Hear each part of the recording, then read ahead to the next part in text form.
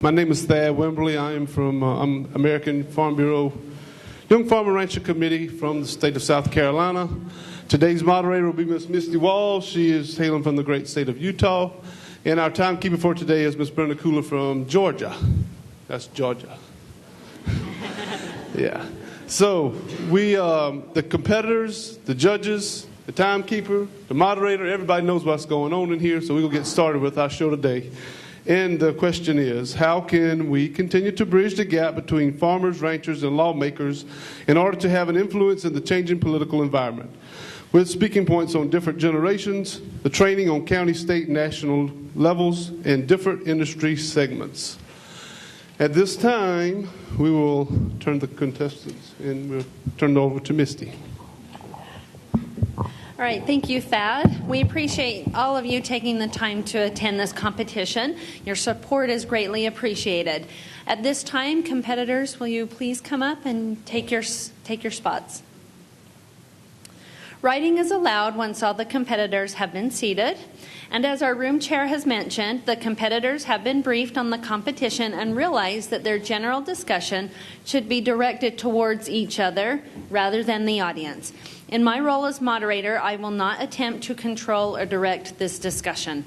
Remember, the discussion is meant to simulate a committee meeting, not a panel discussion with point, counterpoint, and an active moderator. As such, I will not intervene until or unless disparaging or inappropriate remarks are made.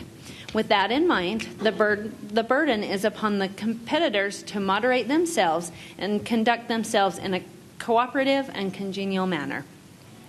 Competitors, congratulations on your advancement to the Final Four. The competitors for this round are, on the end, Olivia Gonzalez, Becky Berkey Bile, yeah. Isaac Blue, and on the end, Alina Ogg. Okay. We will begin the discussion with a 30-second opening statement from each competitor. Following the opening statement, there will be 20 minutes of open discussion, followed by a 1-minute closing statement. 1 minute quiet time, then the closing statement. Competitors, in voluntary order, stand and please make your 30-second opening statement. Remember to direct your opening statement to the audience, and the timer will indicate when your 30 seconds have elapsed by holding up a red time card. You may now begin. Over half of the men that signed the Declaration of Independence were farmers. Today, 12 out of every 535 congressmen and women have a basic ag knowledge. Farmers make up a mere 2% of the population, and we are working overtime all the time. It is our job as Farm Bureau members to take advantage of every opportunity given to make the leaders of today aware of the American agricultural industry.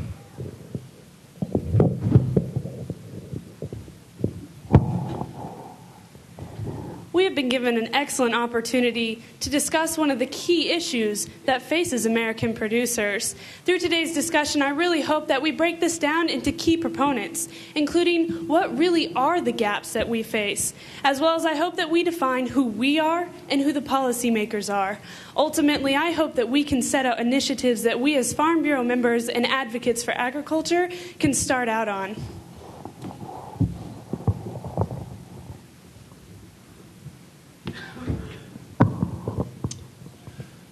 Although the importance that agriculture plays in our daily lives has remained vital throughout the years, its support in the political focus has shifted somewhat out of the spotlight. Unfortunately, as the traditional agricultural heritage of this country has begun to diminish, so has its support and so has its familiarity with our legislators. We need to be able to bridge the gap between producers and their respective lawmakers in order to ensure that the United States remains a place where our industry can prosper. Thank you.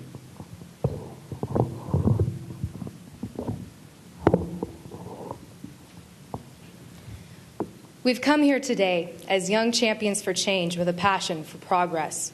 As we begin our discussion today about developing our influence in the political environment, we need to make sure that this conversation goes beyond the counters of our coffee shops to the steps of our capitals and among all of the generations that make up our industry. I'm proud to be a part of this industry and hope that today's discussion will leave us some insights with how, as the new generation of young farmers and ranchers, we can help to make this process smooth and develop those personal relationships with our leaders. You have heard the opening statements. The competitors may now proceed with the discussion. Competitors, please direct your discussion to your fellow panel members. I'd like to go ahead and kind of break the ice here and open up discussion and talk a little bit about what I find to be one of the biggest barriers for us as agriculture producers, and that happens to be the fact that most of our legislators aren't very familiar with agriculture anymore. I know in my state, 2/3 of our legislators come from a 6-county urban area, and most of them have little to nothing, or had little to nothing to do with agriculture. A way for us in our state to break through that information barrier, we have the Adopt a Legislator program through Farm Bureau, where we're able to actually get some rural Farm Bureau members and match them up with the legislators so that they're able to say, hey, these are the issues that are affecting us right now, that are impacting us, and that we need some help on. What do you guys have in your states that allows you to be able to break through these barriers? Isaac, I think you make a very good point. I think that the gap between ranchers and farmers and lawmakers is a problem in every state. One thing that my state does is we have a candidate school where the Farm Bureau members can come and they can learn how to deal with the candidates, how to pick the right candidates that support agriculture, and the candidates running for public office actually come too, and they can get to know the Farm Bureau members, and it kind of helps as a way to get them to know each other and to see just what their views are, and it trains them on how to run for public office. Becky, I'm really glad that you can share some of these ideas, and Isaac as well, that you have programs in place. If we could, I'd like to take a step back, though, because the programs are in place to talk to our legislators and our policymakers, but I think we need to know how to talk to them. I think it's more important that we know the language to use and we know how to express our passion without getting defensive and being proactive rather reactive, and rather than saying, you're not doing your job, let's talk to them about how we can work together. Do you have something similar like that in California? Yeah, Lena, I'm glad that you brought that up, because I think one of the most important things that we need to look at with this issue is initially just gauging the political environment as it stands today. We've had some really monumental changes and some influential things that have happened even just in the past month. If you look at the Supreme Court decision that's recently passed, when they have decided to let unions and corporations endorse political candidates, that is a huge change. 20 years ago, they've decided to do the opposite, and now it's reverting back. And that's going to mean a lot for us in terms of how much money is being pumped to these campaigns and what we can do as young farmers and ranchers to be influential as well. And on top of that, you even have things like Senator Bai, where, this incumbent from Indiana who hasn't lost an election since 1986 has essentially said, I don't want to do this anymore. This is so polarized, and the legislation is becoming so geared towards special interests that it's not worth his time. So I don't know, maybe you've seen, I know Chicago is probably a challenge, and maybe you've seen something akin to that in your state. I agree with you there. We need to be able to get our point across to legislators that we need to convey our values to them and show them what we believe and tell them, get into contact with them and tell them exactly how we feel. Like you said, Elena, we need to find a way to communicate with them. I find in today's new world of technology in the 21st century, the old days of writing a letter, calling your legislators, it doesn't seem to get the point across like it used to. The majority of workers in Washington today are actually about 25 to 26 years old, so just a little bit older than we are. And their most preferred method of communication actually now is the social media outlet. Facebook, Twitter, outlets and facets like that, which we are now all beginning to use. 4-H, Farm Bureau, FFA, they each have their own pages, have their own blogs that they're able to get right into Washington, those that are working for the legislators, and communicate with them using these new facets. What do y'all think about that? Isaac, you bring up a really very good point about the fact that the staffers in Congress are around our age and that they do communicate with Facebook, Twitter, and that's something that we as young farmers can all relate to. But I think that we can't forget the fact that, you know what, sometimes a personal letter or a personal email from the heart that's not in a strict format can sometimes mean just as much as sending a Facebook message. I know, like, take for example a thank you letter. I would much rather receive a handwritten thank you letter than one that somebody just generically printed off the computer.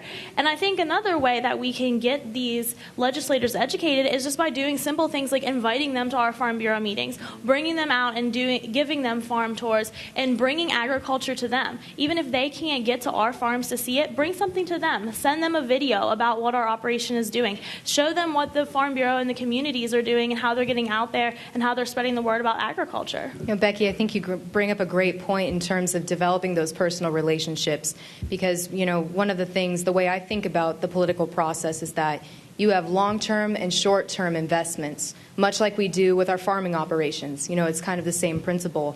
So you maybe have a long-term investment in terms of programs like Ag in the Classroom, where you're looking towards an ultimate goal that you may not be seeing the results of right this minute, but it's still important to make those investments. And then on the short term, we have our political action committees. You know, we need to be able to invest money into those lobbying efforts to try and address some of the issues that we're having in our capitals and really be able to leverage those to get some results. And I know, you know, even just back home, what we've been doing is trying to come up with some groundswell movements using social media to have an immediate effect. And one way you can look at that is the yellowtail incident that's happened, or yellow fail, as many of us are liking to call it. And I know just in the group I Love Farmers, many of us have heard of that, and I've been fortunate enough to be on the ground floor of that. One way that we were able to enact change was to distribute that among the 23,000 people on that Facebook group, and that's been able to have a huge multiplier effect, you know, to the tune of 4 million people potentially. So I think it's also important to, you know, try to invest ourselves in some things right now. And I don't know, maybe Elena, you've had some experience with something like that. Yeah, and you know, Olivia, what's fun right now is I'm hearing everyone, we're talking about what we can do and what we say. I think that part of the problem is that young farmers and ranchers, we're catching on to this. We understand we need to be using social media, we need to be using Twitter and Facebook, but I think that we includes a much bigger sector of the agriculture industry. I think that when we define we, it's not just young farmers and ranchers and Farm Bureau, that we need to take the initiative to step up to incorporate the entire agriculture industry. Producers. I just taught my dad how to use Facebook a couple months ago, and it has been a roller coaster. But I tell you what, he is now incorporating that for his business. They have a Facebook page. I became a fan 2 weeks ago. He was so excited. He called to tell me. And I think that's part of the problem, is we have to say we is much bigger than just people our age. We need to take that initiative to step up to encourage people that we is much bigger. Becky, what do you think about the lawmakers and the policymakers? Who is that now? Well, I think, Elena, you did bring up a very good point about teaching your dad, and I think that goes along with bridging the gap just between generations. And I think that sometimes, going back to what Isaac said about the staffers, you know, I think that they're, in a sense, they're helping to bridge the gap between the generations, too, because they're the ones that read all the paperwork that goes across through the legislator's desk. They're the ones that take phone messages, that send emails. And I think, going back to what you said, Olivia, with the PACs, I think it's really important that we use those political action committees so that we can get the legislators in office that we want. And I think that we could also use different industries as well. If we could get like a business political action committee to support the same candidate as us, we're giving them the same money from two different organizations, which equals more political power in the long run. Absolutely. And, you know, when you talk about the differing generations, I think it's important to remember, like you're saying, Elena, that we all have something to contribute to this effort. And, you know, a lot of people like to bring up the statistic that the age of the American farmer seems to be getting older and older. But, I mean, call me weird, but I kind of like that. I kind of like the fact that we have people who, you know the power of a smile and a handshake still, and may not know a thing about Twitter, but, you know, they can get a lot done by their own means. And so there's something that we can learn from them while having our own contribution through things like social media and networking. And together we have a really powerful equation that I don't feel that we're even necessarily using to its fullest extent yet. And so, you know, we need to look at ways that we can further leverage that and, you know, look at how we can incite change and do that together, as you're saying. How would you feel that we would be able to better bridge that gap and use some of those media outlets to their fullest extent. Media outlets Social networking in Twitter and Facebook. Right. Well, I know one of the things that I've done as chair of our local Young Farmers and Ranchers is we've adopted Constant Contact as an email program. And what you can do is create links to things like, in our state we have something similar to what AFBF does, where you can get a pre-drafted letter and send it on to your congresspeople, your senators, and it like you say may not be the most personal thing, but as people that have so busy lives and have a lot of time constraints, we're in college, we know what that's like. Sometimes it's nice to have something like that you can fall back on, because so often we feel a little bit powerless. We feel a little bit like, we're young and we don't have the experience that some of the older people in our industry do, but what a great way to be able to at least have some kind of an impact. Yeah, I think that knowing how to contact people is key, and I'm glad to know that we already know how to do that, and like you said, Olivia, maybe get the confidence to do that is another step. But then, who are we contacting? We have people in the legislative offices that are close to our age. I like that you brought that up. That's something we shouldn't be intimidated by them, because a lot of them are our peers that are going in there, and so we should feel comfortable contacting them. But also, I think that we can't ignore that policymaker is a very broad term. Much of the action that's being determined right now is local courts. Local court systems determine farm policy every day. Also, I think that we have to keep in mind our school boards, people that make decisions on whether VOAG can even be taught in our schools. Isaac, do you see your schools being faced with that problem as well? Actually, I'd like to kind of take a step back and get back into ways that we can, back on the main subject here, ways that we can actually get back into the facets of maintain that contact, like you said, that personal contact. To a certain extent, I believe that still a little bit old-fashioned methods of face-to-face contact, like you said, a little more personalized. That's proven through studies to be the number one most influential way to actually contact your legislator. I know back at home, we have a legislator who votes with Farm Bureau 100% because he is maintaining that contact. He keeps in contact with his local Farm Bureau through the Adopt a Legislator program, like I talked about earlier. He keeps in contact with him and says, like I said, he's from from the urban area, and he had nothing to do with agriculture growing up. So he's always calling and saying, what do you guys think about this? How should I vote on this? Because I really don't know a whole lot about it. Absolutely. Elena, again, what you were saying about, being to have that confidence. I think that's not even necessarily something that's just among our generation, but something that people feel a little bit hesitant about, all throughout our industry. And, in my experiences, I've been fortunate enough to be able to have a conversation with our state president. And I'll never forget it, because one of the things that he said, here's this really confident, influential, very eloquent person. He said, leaders are not born, they're raised. And I think that's something important for all of us to remember, because when you look at the political process and what's going on, in our leadership halls and board meetings, it's not simple. It's not simple in any way, shape, or form. And so we have to challenge ourselves to get engaged in that. And I know, my poor dad, he's president of our county farm bureau, and whenever we go to feed the cattle, sometimes I just get an earful, because he's dealing with boards of supervisors and chambers of commerce and all of these different people that are pulling in all these different directions. And even though it may not be something that he necessarily likes doing all the time, he realizes that there's a need. There's a need for people to step up and get engaged. And I think that, Farm Bureau has some leadership programs available to us that we need to take advantage of. We have leadership conferences like this. We have Discussion Meet, I think, is a fantastic way to begin a dialogue and really start to think about how we've been doing things. And, we even have like political action committees and other tools available to us.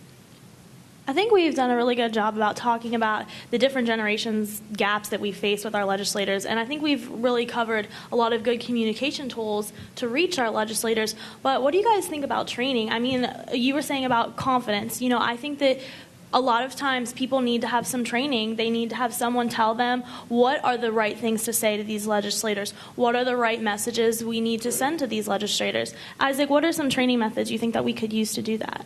Actually, back to what you said earlier, Becky, what was it, the candidate school? Mm-hmm. I'm not 100%. I don't have any experience with that over in my state, but I would like to get into something like that. Having not had any real close experience with legislators directly one-on-one, I think something like that over in my area would be something that would be really beneficial. Give you the tools that you need to be able to contact, get your point across. A little bit on like to dip a little bit into. Went to one of the breakout sessions about acing the interview. She talked a lot about how interviews work and how you can get your point across to if you're doing an interview or if you're speaking with the media. I think programs like that and training such as that shows you how to get your point across, how to tell them exactly how to be able to speak to your legislators, how to be able to speak to leaders. Does anybody else have any other suggestions on that? I was really glad, Isaac, that you brought up the training workshops, because actually there was another breakout session that was talking about just how we address those and how we get in touch with our policymakers, having the confidence to do that. Oh, excuse me. I hope you guys could hear me okay. I really think that it's important that when we're attending these workshops, it sparks a little bit of an idea that maybe I do need to pick up the pace on that. That's something I could do. That's something I could be better at. And so I think it's really important that we're attending conferences like this and that we encourage that conferences like these keep going on. When you serve on the committee boards for Young Farmers and Ranchers, FFA, your county 4-H programs, and then you make sure that people know Farm Bureau welcomes people to come and join their organization so that we can help educate everyone as a united front, really, rather than being separate organizations. We want the agriculture industry to have a united front when we're trying to communicate with our policymakers. One of the best training resources I think that Farm Bureau provides is their program where they train people to actually run for positions in their local communities. And as you mentioned before, we're not just talking about Congress or even your state legislature. We're talking about school boards, chambers of commerce, commodity boards even. It has so many different ways that you can go, and that program has been going for almost 20 years now with a 76% success rate.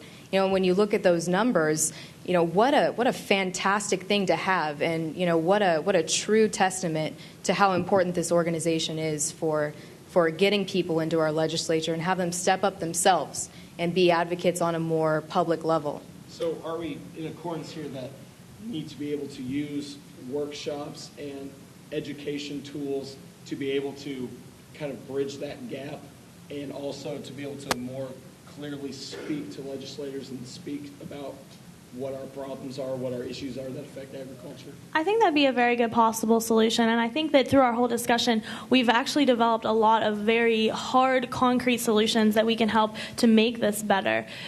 Political action committees, education, getting involved with the Chamber of Commerce, the Board of Education, bringing the legislators to the farms, going to them, using the social media to our advantage because we are the youth and we're communicating with the staffers that are down there. Are there any other hardcore solutions that you guys can think of that maybe we could go and do from our collegiate chapters or anything like that? Well, I think that we've definitely identified what the gaps are, and so that really helped us to create those solutions as to what is actually going to create those bridges. I think the solutions of just having the confidence, encouraging people to have the confidence, and using workshops and training sessions to do that. I love to hear that you guys have products like that in place that really help, because that's something I can take back to Montana, where we don't necessarily have as many great programs like that, where I feel like I can get in touch with my legislature, and that's something that Montana Farm Bureau then could take back. So I really appreciate that. One thing I think we haven't necessarily touched on that is so critical to our industry is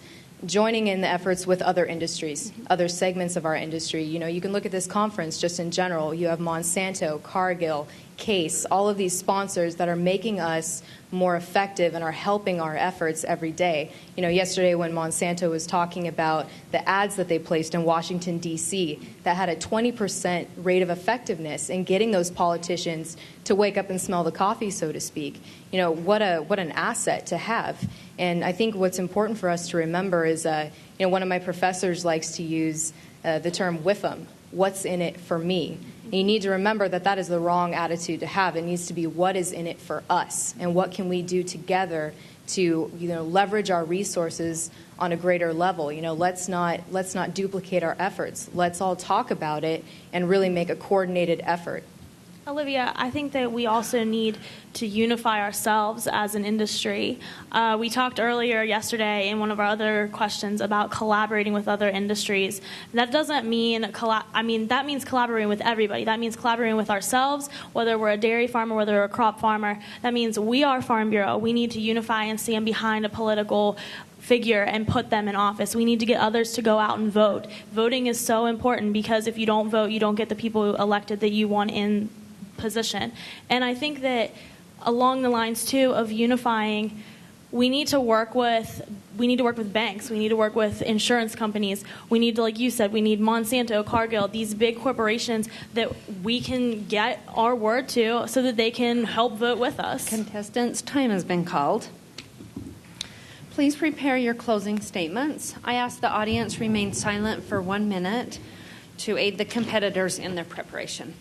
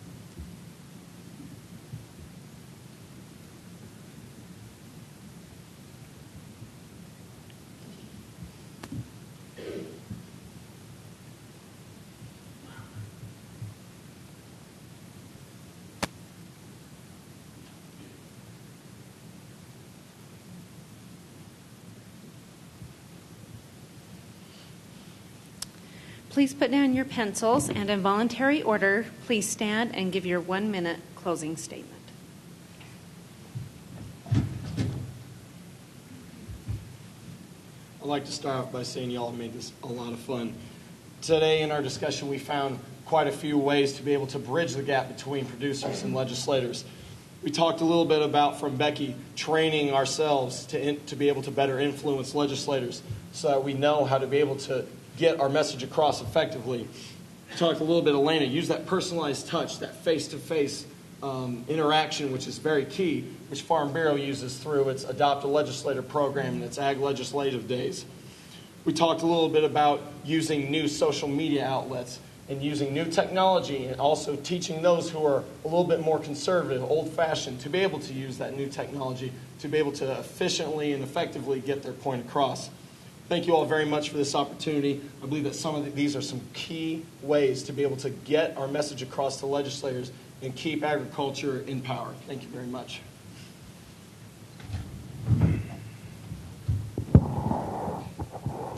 I really appreciate you guys taking this time to have this discussion. I really enjoyed it. I think that it was very constructive. I felt that we had some key solutions to this struggle. With the average American being 4 generations removed from the farm, that is definitely still the case with our policymakers, and it is our job to help bridge that gap, that generation gap, as well as the knowledge gap. I love the ideas of social media, training schools, and most of all, boosting that confidence so that we know how to step forward and approach our legislatures. I think that is a key component to what we have concluded on today, and I really hope that we take that back as Farm Bureau members and we promote that in our home states.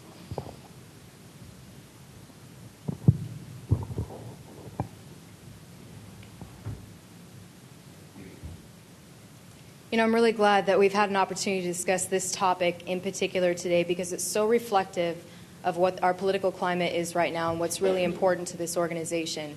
And it makes me really proud to be a part of Farm Bureau.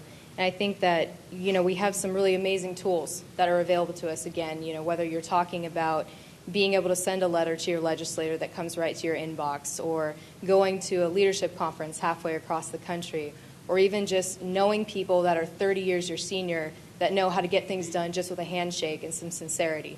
And, you know, as young people in agriculture, I think sometimes it's easy for us to feel a little bit defeated. You know, we're in a time that's full of adversity and challenge. And I think after today, it's really renewed my belief that one person can truly make a difference and can stand up and can speak out. And if you don't believe me, you can just ask Senator Brown in Massachusetts, or Troy Hadrick, who's probably somewhere in here. So thank you very much, Farm Bureau, for this opportunity. It's been a pleasure.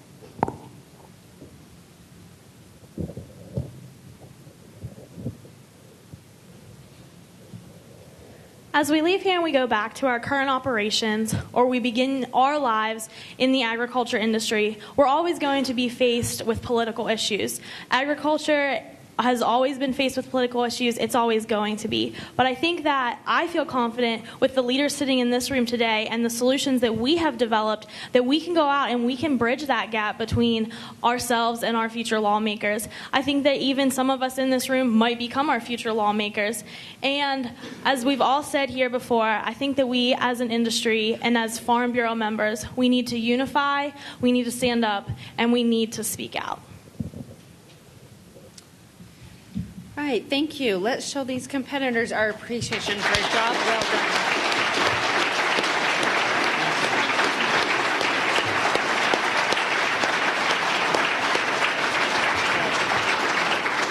At this time, I will return control of the competition to our room chair, Thad. Thank you, Missy, for the competition. We want to thank all the contestants as well. Today, I'd like to introduce our judges, and our judges for today are Ms. Margie Wolf from AFPF, Ms. Jennifer Thatcher from CHS, Mr. Gary Madison from Farm Credit, Mr. Matt Scrambler from AFPF, and Mr. Rich Bertel from Nationwide. Let's give our judges a hand.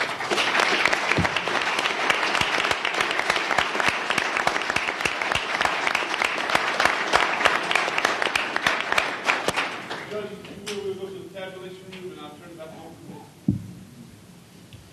All right, thank you again, judges, and thanks again to the competitors. The winner of this final round will be announced during this evening's banquet dinner.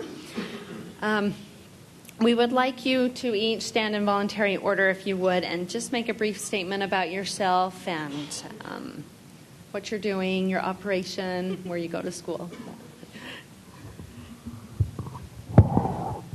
My name is Alina Ogg. I go to Montana State University in Bozeman, Montana. I'm studying agricultural business.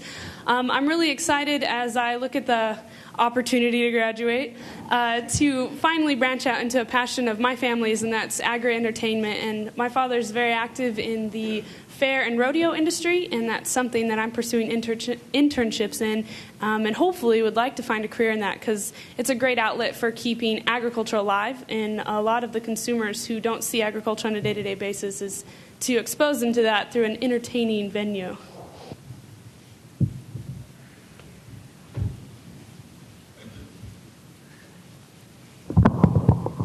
Hi, I'm Isaac Blue. A little hoarse today, sorry. I'm from Illinois. Illinois. I give up. I'm from Illinois. I go to the University of Illinois. Thank you very much. I'm originally from Illinois, too. Go Illini. I came from a corn soybean farm, about 1,000 acres. Competition farming's not in the works for me in the future, so I'm getting into the grain drying and storage systems. Did a couple internships for ADM, so looking into something like that. I had a great time. This is my first time here, first real interactions with Farm Bureau since I was a youngin' when my dad was doing it. So thank you all for coming out here. It's great to see the support. I've had a blast. Thanks a lot.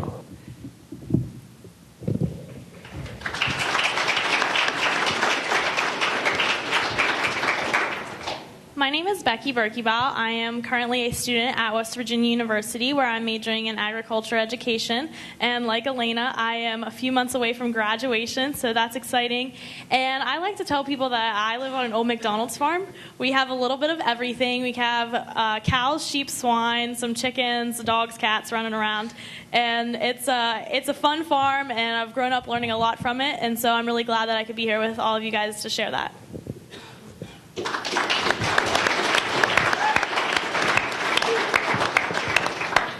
Hi, I'm Olivia Gonzalez. I'm coming from California today. Go to school at California Polytechnic State University, or Cal Poly, and I'm assuming there are some alumni out there somewhere.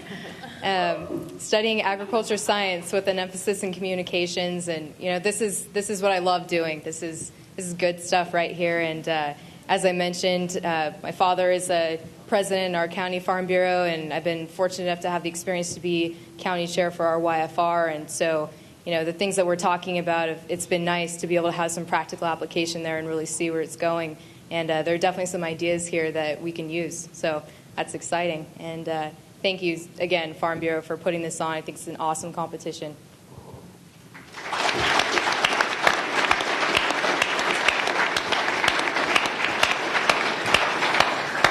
All right, we appreciate everyone's support of the Young Farmer and Ranchers program, and we look forward to everyone's attendance at the banquet.